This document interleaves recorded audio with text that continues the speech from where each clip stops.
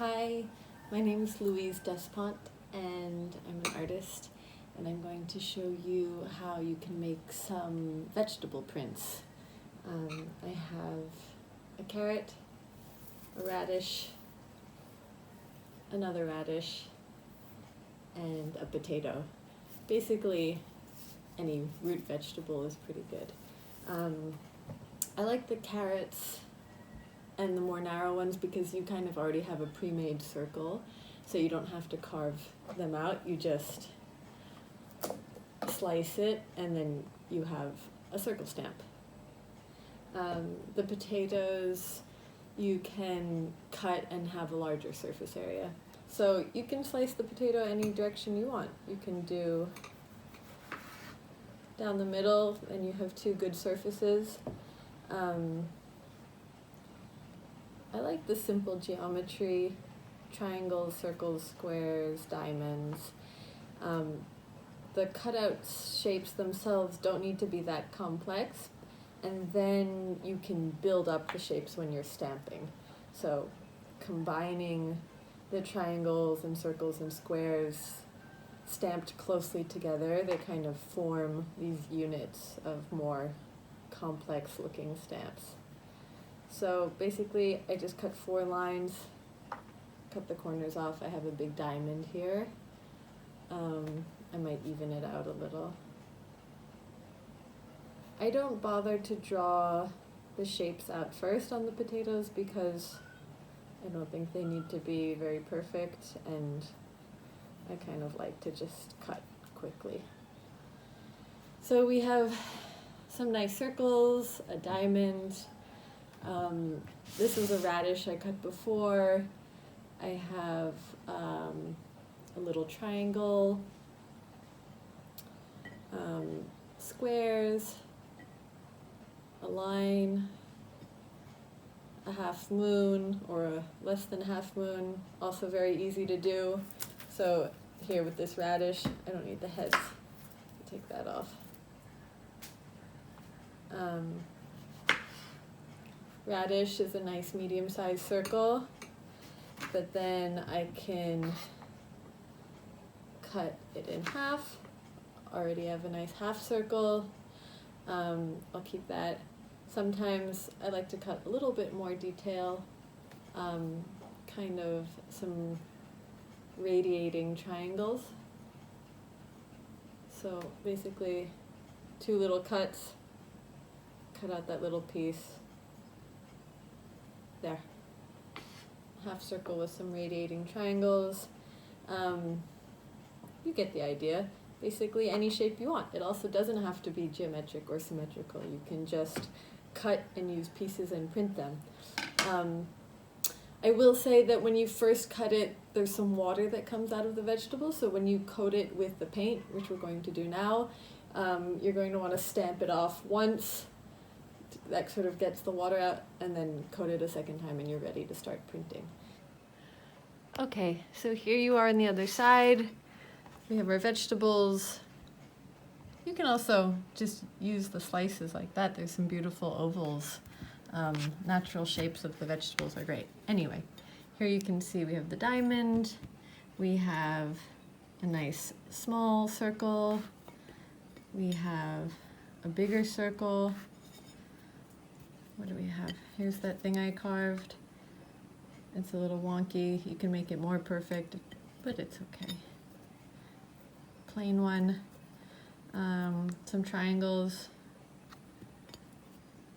little rectangles, smaller carved imperfect circles, smaller diamond. And here I have some paint.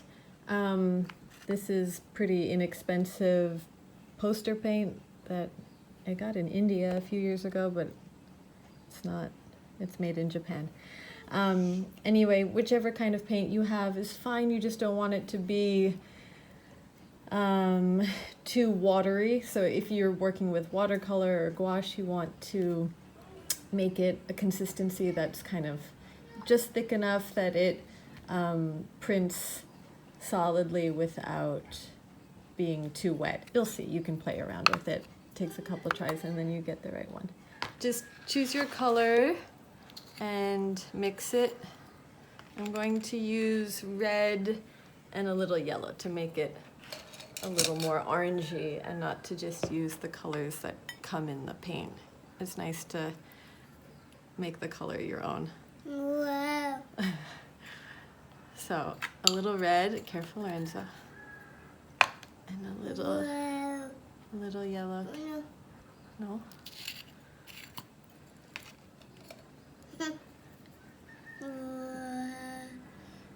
So. A little yellow.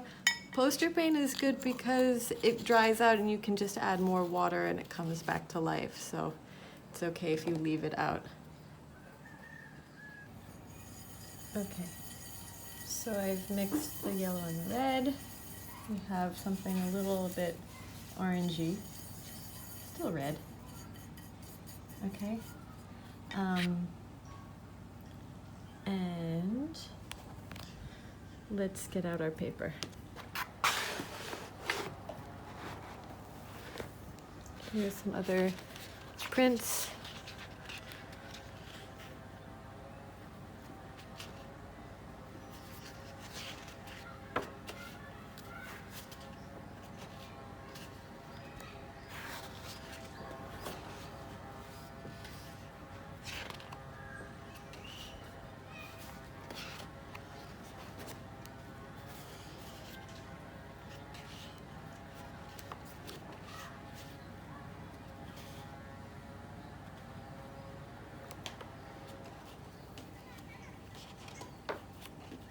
Okay, so let's see.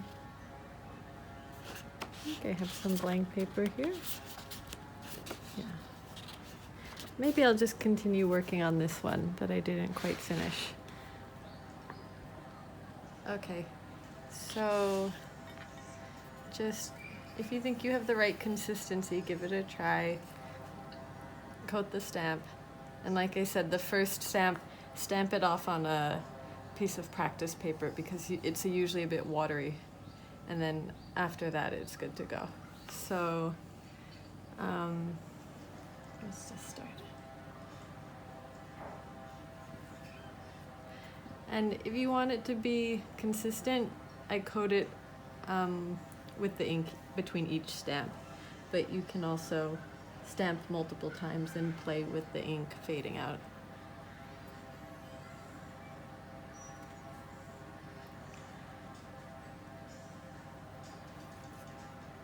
There's a little trick to getting the stamp in the right spot, which is sometimes when your hand is hovering over the paper, you can't quite see where you're going. So I'll use my pinky finger to sort of stabilize on the page, and then you have a steadier hand. That's if you're getting more detailed and complex and the placement needs to be a little more specific. So like that, like resting on your pinky. And you can layer your stamps. If you want to layer, you just want to let the first layer dry before you start printing the second color on top. Otherwise, they'll be smudging. And, you know, it doesn't need to be perfect. The imperfection is also kind of what makes it nice. So I like to stamp a little bit quickly and not think too much about what I'm doing.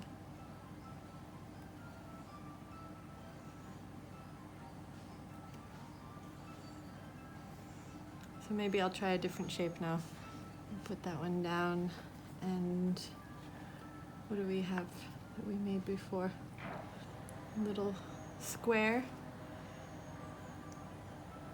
Same thing, so first time stamp it off, it's watery, and then you can go. So this is kind of a good consistency for the paint. Opaque enough without being thick that you get sort of suction-y pull when you take the stamp off. So.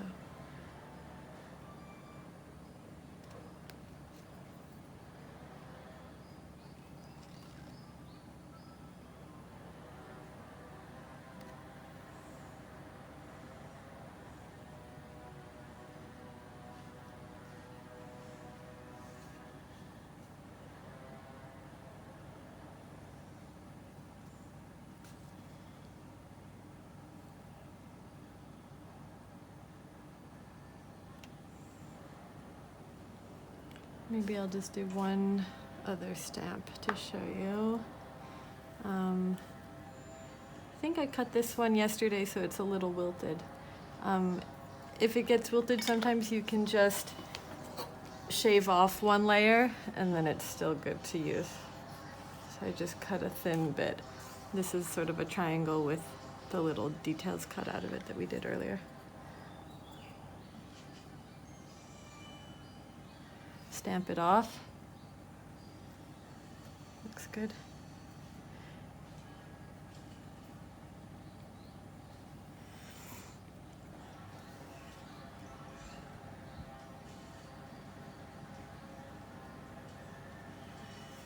I think I pressed a little bit hard there and the pattern got a little smushed, but it's okay. That's better. And like I was saying before, you can cut very simple shapes and then you kind of make them more complex as you layer them and add them together. So you don't have to be carving a complex shape. You build up a complex shape when you start stamping. Kind of finding how things fit together. Here, I had a little accident before. I'm going to try printing over it to cover it a bit. That's good. And I just keep one brush in one hand. I'm right-handed, but I'm printing with my left hand because I just like having the control of the brush more. I find if you dip it in the paint, it gets kind of too much or too little and it's a little messy, so it's better to use a brush. And then just play with the geometry, building up spaces, seeing how things fit together. Most of mine are using symmetry and balance, but it can be much more asymmetrical or freeform. Maybe just one more stamp and done.